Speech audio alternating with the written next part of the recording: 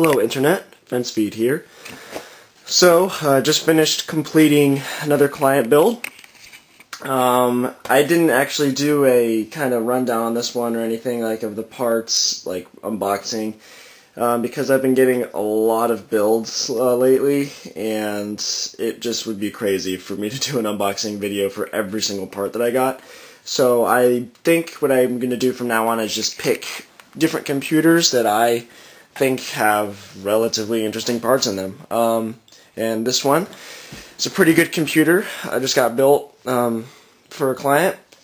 It's using the P180 case from Antec. It's a pretty nice case. When I first took it out of its box, I was really, I don't know, kind of taken aback by it, just by its appearance and by its texture. It's kind of got a really nice, smooth, brushed aluminum finish on the front panel and side panels. Really nice looking case, really clean looking.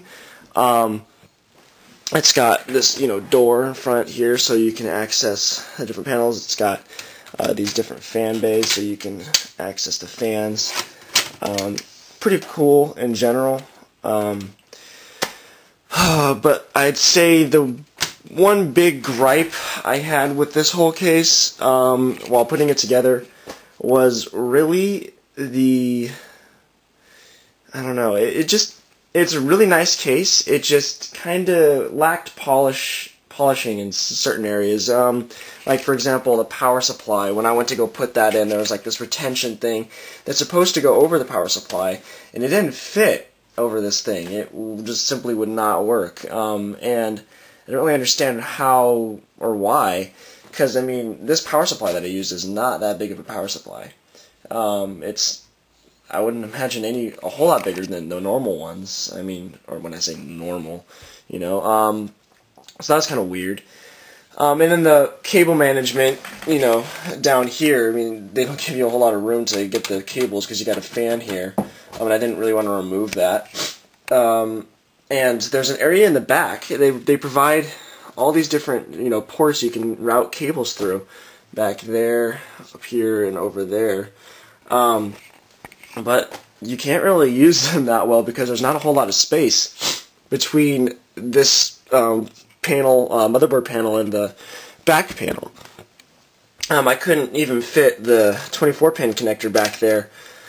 It was way too thick. The back panel stretched out all awkwardly, and I didn't like that. So I just kind of routed it through the front anyways. But anyways, I mean, I'm sure it might be the power supply. It might just be that it's a weird power supply, different lengths. Like, for example, I know this is definitely the power supply's fault. This 8-pin connector could have easily been run through the back and connected to the motherboard here and routed through there, but it just simply was not long enough.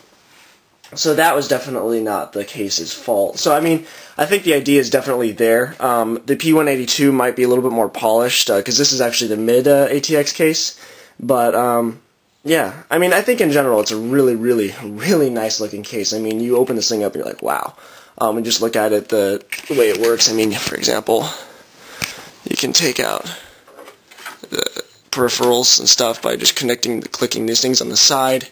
It's pretty cool. The on button is really flush. It's really well finished. I just think that the internals and just the really specific things could be polished a little bit more. But overall, I did really like the case, so don't get me wrong. Okay, so going on to the parts. We've got a i7 860 in there. This is using the P55 1156 socket CPU. I've got the Cooler Master Hyper 212 Plus on top of it. Was really impressed with the installation parts of this cooler. It's a really cheap cooler. I got it for like $25-30 bucks. It's basically just kind of like a watered down Thermalright Ultra 120 Extreme, really, just kind of bit off of it, but I mean, hey, it works, that's all that matters. But the retention system is really nice. If you look up reviews on it, you'll see what I mean. So for those of you looking for a cheap, good performing air cooler, there you go. I've got the Gigabyte, oh wow, I'm completely drawing a blank. Maybe it's on here, darn it.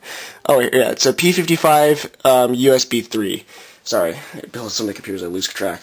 And this is basically just one of the first low-cost, relatively speaking, low-cost P55 motherboards to come with a USB 3.0. So pretty cool little feature for future proofing for this client. Let's see what else. We've got 4 gigabytes of RAM, 2 gigabyte sticks. It's a G-Skill Reaper RAM. So I heard a lot of good reviews from that RAM, so might be safe.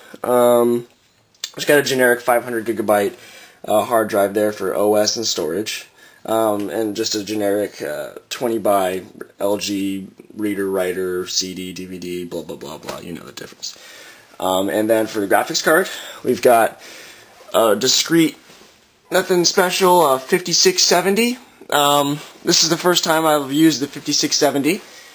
It's a pretty good graphics card from what I hear for its price range. Quite considerably better than its predecessor, the 4670, so I'm really excited to kind of test this out and see how it performs against some of the big dogs. But yeah, and it's also really, really nice because it actually has no external power connectors. So you just plug it in and you're ready. A pretty cool little feature. And then for the power supply, I've got the OCZ ModXStream 700 watt. I've used it previously in other cases as well. And when I did that, I think the last case I used that in was the client build that had the Phenom 2X4955 in it, and I got a lot of people telling me, oh, and actually I had the 4670 in it too. I got a lot of people telling me, oh, well, you realize that that's a lot more power than the computer really needs, right? And because it's all that stuff that you have in there only adds up to like 300, 400 watts. Okay, yeah.